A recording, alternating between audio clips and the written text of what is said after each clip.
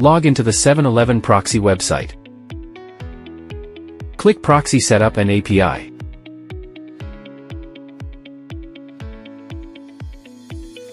In the left sidebar, select Residential Proxies. Select API. Add the local address to the whitelist before API access. Click Add Now. Confirm adding whitelist. Choose a plan type.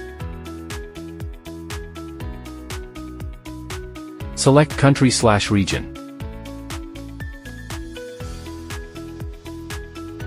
Setting the number of proxies to generate.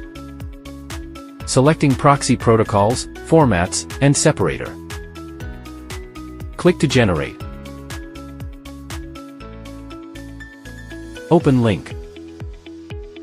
API obtained successfully, you can start using. Now click the Start icon and select Settings from the menu.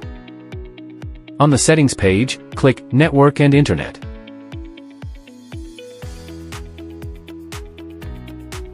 Click Proxy on the left side.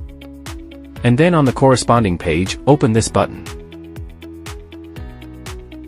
Enter the address and port from 711Proxy, and click Save to save the changes. This completes the configuration. Thanks for watching.